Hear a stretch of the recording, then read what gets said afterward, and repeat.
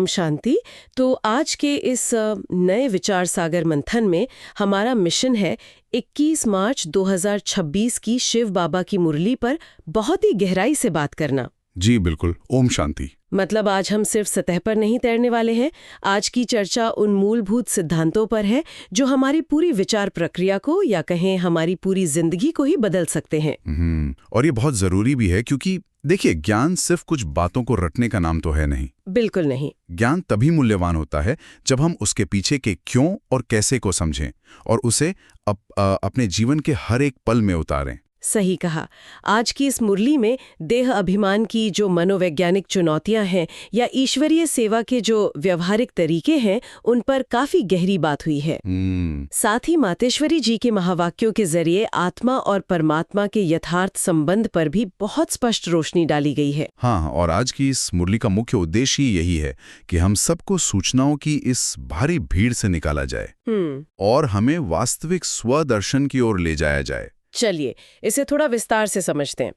मुरली की शुरुआत में ही एक बहुत ही सीधा और गहरा प्रश्न सामने आता है। जी, बाबा ने आज मुरली में ये कहा है कि किसी भी प्रकार की गफलत यानी कोई लापरवाही या गलती, उसका मुख्य कारण देहाभिमान है। बिल्कुल, यही सारी गलतियों की जड़ है। अब देहाभिमान सुनने में तो एक बहुत ही पारंपरिक आध्यात्मिक शब्द लग सकता है।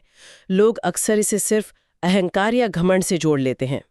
लेकिन अगर हम इसकी गहराई में जाएं, तो ये सिर्फ घमंड नहीं है, ये पहचान का एक बहुत बड़ा संकट है। सही बात है। इसे एक उदाहरण से देखें तो जैसे मान लीजिए कोई मैराथन हो रही है और कोई व्यक्ति अपने जूते छोड़कर किसी और के भारी और बड़े जूते पहनकर दौड़ने की कोशिश करे। अरे बाप रे! तो क्या होगा? वो बार बार गिरेगा, उसे चोट लगेगी और उससे गलतियां तो होंगी ही।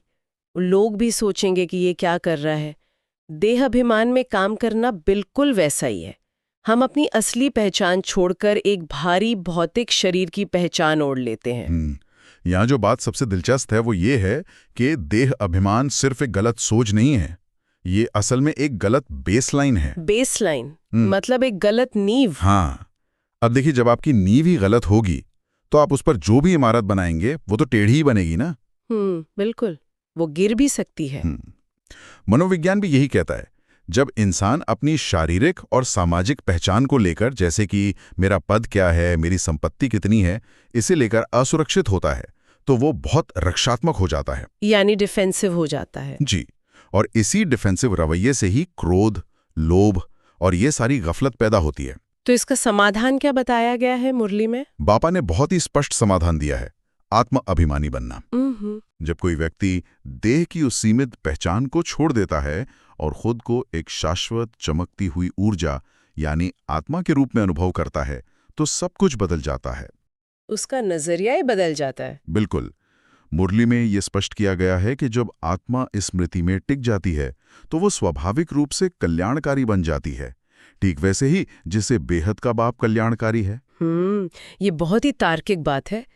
जब उस धावक को याद आ जाए कि उसे अपने हल्के जूतों में दौड़ना है तो उसकी दौड़ कितनी आसान हो जाएगी, वो दूसरों की भी मदद कर पाएगा। सही कहा आपने, ये सिर्फ एक विचार नहीं है बल्कि एक आध्यात्मिक स्थिति है।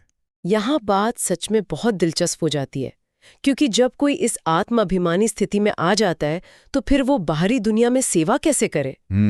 मुरली में सेवा के बहुत ही ठोस तरीके बताए गए हैं।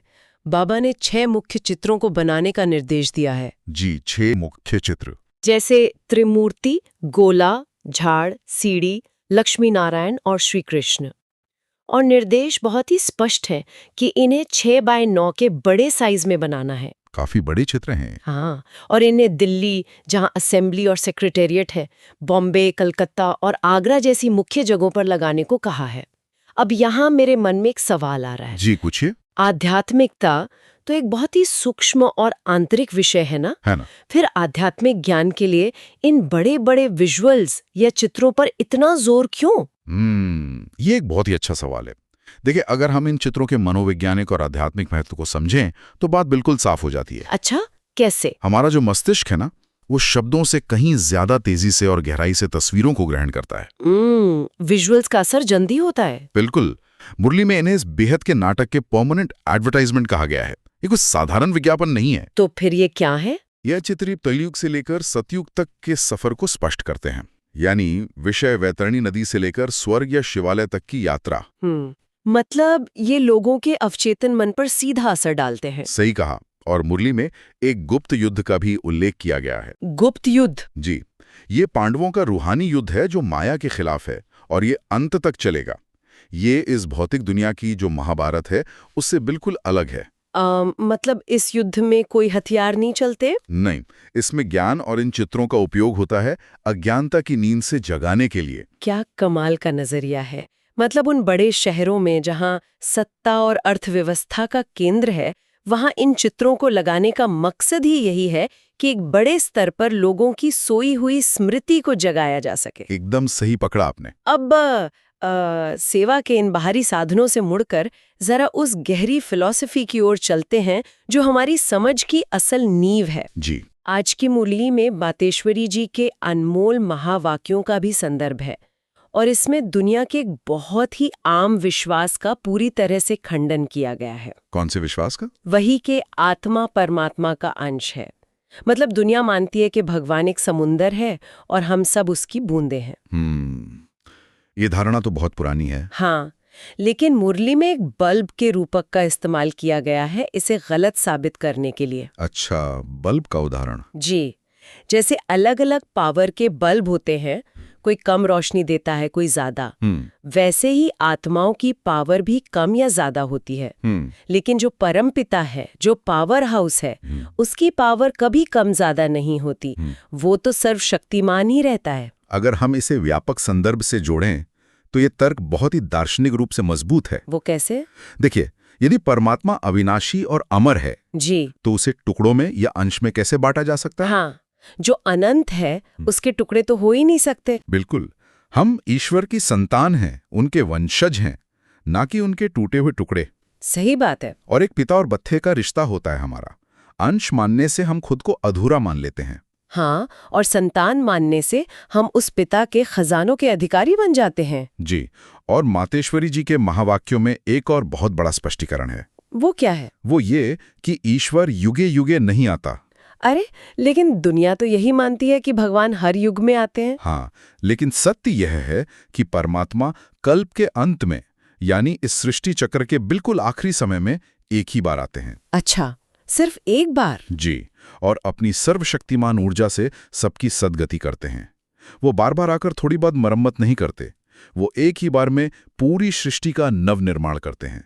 बाप रे, ये तो पूरी विचार प्रक्रिया को ही पलट कर रख देने वाली बात है। बिल्कुल है। अब सवाल ये उठता है कि इतनी गहरी समझ को हम अपने रोजमर्रा के जीवन में कैसे उतारें? ये सबसे जरूरी हिस्सा है। क्योंकि ज्ञान तो बहुत गहरा है, लेकिन आज के भागदौड़ वाली जिंदगी में इसे अप्लाई कैसे करें? मुरली के धारणा, वरदान और स्लोगन वाले हिस्से में इसका बहुत ही व्यवहारिक तरीका बताया गया है। क्या कहा गया है उसमें? धारणा के लिए बाबा ने कहा है कि आपस में क्षीरखंड होकर सेवा करनी है। क्षीरखंड यानी दूध और शक्कर की तरह मिलकर? जी बिल्कुल। जैसे दूध में शक्कर मिलती है तो घुल जाती है और मिठास बढ़ा देती है, वैसे ही टीम वर्क में बिना किसी टकराव के एक होकर काम करना है। ये तो बहुत ही सुंदर बात है। और वरदान तो और भी गहरा है। वरदान है बेहद की वैराग्य वृत्ति द्वारा नष्टो मोहा स्मृति स्वरूप बनने वाले अचल अडोल भव। अचल अडोल भव। लेकिन मैं आपसे पूछना चाहती हूँ, आज के इस हलचल भरी दुनिया में कोई अंगत के समान अचल अडोल कैसे रह सकता है? बाहर इतना शोर है, तनाव है। इससे एक महत्वपूर्ण सवाल खड़ा होता है कि क्या हम सच में अचल होना चाहते हैं? मुरली में जो अव्यक्त इशारे हैं वो इसकी चाबी देते हैं। अच्छा, क्या है वो चाबी? अचल रहने की सबसे बड़ी चाबी है व्यर्थ संकल्पों या संशय का टेढ़ा रास्ता छोड़ना। यानी जो मन में फालतू के सवाल चलते रहते हैं। बिल्कुल। हम अक्सर क्यों, क्या, कैसे के क्वेश्चन मार्क्स में फंसे रहते हैं। और क्वेश्चन मार्क का आकार भी कैसा होता है? टेढ़ा मेढ़ा। हाँ, एकदम घुमावदार। तो हमें उस टेढ़े रास्ते को छोड़कर फुल स्टॉप लगाना है। फुल स्टॉप क्या है? सिर्फ एक बिंदी, कल्याण की बिंदी। मतलब जो बीती हुई बात है उस पर फुल स्टॉप लगा देना। जी। और स्लोगन में भी आज एक बहुत ही प्रभावशाली शब्द का इस्तेमाल हुआ है, राज ऋषि। राज ऋषि, ये तो दो अलग अलग शब्द लग रहे हैं। बिल्कुल। राज ऋषि वो है जिसके पास राज्य का अधिकार भी है, यानी वो अपनी जिम्मेदारियां निभा रहा है, दुनिया में सक्रिय है, लेकिन साथ ही उसके अंदर बेहद का वैराग्य भी है, एक ऋषि के समान। वो किसी चीज में फंसा हुआ नहीं है। यानी सत्ता और वैराग्य दोनों एक साथ। हाँ, और ये संतुलन ही जीवन में वास्तविक सफलता की कुंजी है। यही व्यक्ति को अचल अडोल बनाता है। तो इस सब का अर्थ क्या है?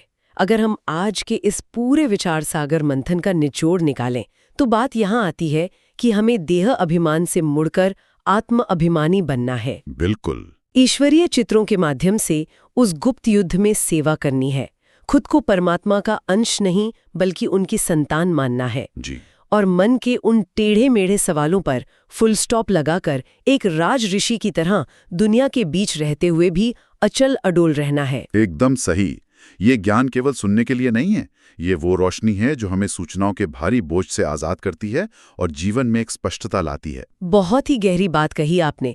अब इस चर्चा को समाप्त करने से पहले हम श्रोताओं के मन में एक गहरा विचार छोड़ना चाहते हैं। जी, बताइए। मुरली में बाबा ने एक बहुत ही कड़वी सच्चाई बताई है कि आज मनुष्यों में इतना क्रोध है कि लाखों को मार देते हैं और इस दुनिया को वैश्यालय या नर्क बना दिया है। ये तो दिख ही रहा दुनिया ना। दूसरी तरफ शिव बाबा आते हैं और इसे शिवालय बनाते हैं। तो अगर ये सच है कि मनुष्य के संकल्प ही दुनिया का निर्माण करते हैं, तो जरा विचार कीजिए।